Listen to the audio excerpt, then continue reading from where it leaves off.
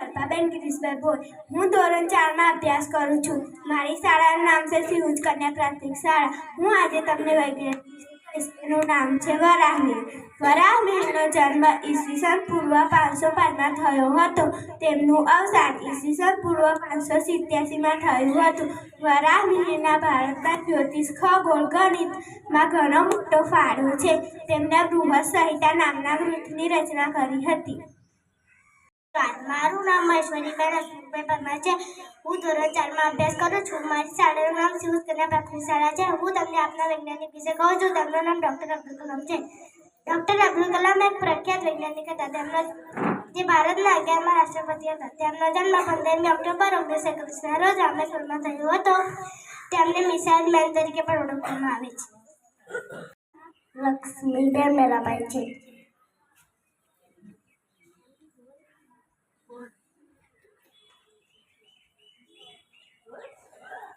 મારું નામ રીતુ કડીટાલ છે.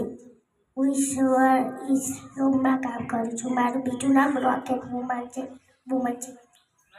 મારા શિક્ષકોને નમસ્કાર. મારું નામ છે અકીસાબેન ફૈયાઝભાઈ વોરા. હું 6થા ધોરણમાં અભ્યાસ કરું છું. મારી શાળાનું નામ છે શ્રી ઉચ્ચ કન્યા પ્રાથમિક શાળા. હું આજે તમને એક વૈજ્ઞાનિક વિશે વાત કહીશ. એ તમે મારી વાત શાંતિથી સાંભળજો. તેમનું નામ છે મહર્ષિ ચરક. મહર્ષિ ચરકનો જન્મ 1લી સદીમાં થયો હતો. તેમનું અવસાન 2જી સદીમાં થયું હતું. મહર્ષિ ચરક પ્રાચીન કલા અને આયુર્વેદમાં ખૂબ જ મહત્વનો ફાળો આપેલ હતા. વિશ્વભરમાં પ્રખ્યાત હતા. તેમણે ચરક સંહિતા ગ્રંથ લખેલો હતો. અસ્તુ. જય હિન્દ, જય ભારત. મારું નામ હંસિકાબેન જયેશભાઈ રોહિત છે. હું ધોરણ 4માં અભ્યાસ કરું છું. મારી શાળાનું નામ શ્રી ઉચ્ચ કન્યા પ્રાથમિક શાળા છે.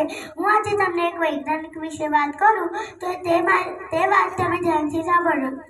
તેવી મારી નમ્ર વિનંતી છે. થેલ્સનો જન્મ ઈસવીસન પૂર્વ 624માં થયો હતો. તેમનું અવસાન ઈસવીસન પૂર્વ 546માં થયું હતું. થેલ્સને ગૃહ વિજ્ઞાન અને ખાસ કરીને તત્વજ્ઞાન જેવી ભૂમિતિ જેવી શાખાઓના જનક ગણવામાં આવે છે. ભૂમિતિના કેટલાય મૂળભૂત ગુણધર્મો તેમને પ્રથમ સિદ્ધ કરીને આપ્યા છે. અસ્તુ. જય ભારત. મારા વડીલો અને મારા મિત્રો, તમને સૌને મારું નમસ્કાર. મારું નામ રચનાબેન અમિતભાઈ વાઘેલા છે.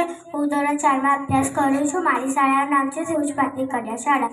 આજે હું તમને એક વૈજ્ઞાનિકના વિશે વાત કરીશ, જે તમે શાંતિથી સાંભળો એવી મારી નમ્ર વિનંતી છે. સત્યેન્દ્રનાથ બોઝ. સત્યેન્દ્રનાથ બોઝનો જન્મ 1894માં થયો હતો. તેમનો અવસાન 4/2/74ના રોજ થયું હતું. સત્યેન્દ્રનાથ બોઝનો જન્મ કલકત્તા થયો હતો. તેઓ ભારતીય સૈદ્ધાંતિક ભૌતિક શાસ્ત્રી હતા. તેમનો બોઝનો આઇન્સ્ટાઇન સાંકડા શાસ્ત્રી તરીકે ઓળખવામાં આવે છે. Thank you.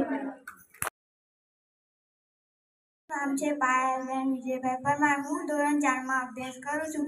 મારી શાળાનું નામ શ્રી ઉચ્ચ કન્યા પ્રાથમિક શાળા. હું આજે વૈજ્ઞાનિક વિશેષ કહીશ. તેમનું નામ છે મહાવીરચાર્ય. મહાવીરચાર્યનો જન્મ ઈસવીસન 815 મહાવીરચાર્યનો જન્મ, વતન, બાળપણ અને જીવન પ્રસંગો અંગે કોઈ જ માહિતી નથી, પરંતુ તેમનો જન્મ ઈસવીસન 815થી 878 દરમિયાન થયો હતો હોવાનું માનવામાં આવે છે. તેમણે ગણિત સાર સંગ્રહ ગ્રંથ લખ્યો છે, જેની રસપ્રદ સરસ હોવાથી ખૂબ જ લોકપ્રિય થયો હતો. હું ધોરણ 4માં અભ્યાસ કરું છું. મારી શાળાનું નામ છે શ્રી ઉચ્ચ કન્યા પ્રાથમિક શાળા. હું તમને આજે વિજ્ઞાન વિશે વાત કરીશ. તમે ધ્યાનથી સાંભળજો. પાયથાગોરસનો જન્મ ઈસવીસન પૂર્વ 495માં થયો હતો. તેમનું અવસાન ઈસવીસન પૂર્વ 570માં થયું હતું. પાયથાગોરસ 6ઠ્ઠી સદીના ગણિતશાસ્ત્રી. પાયથાગોરસ ભૂમિતિમાં તેના નામે જાણીતા પાયથાગોરસ પ્રમેયથી વિખ્યાત છે.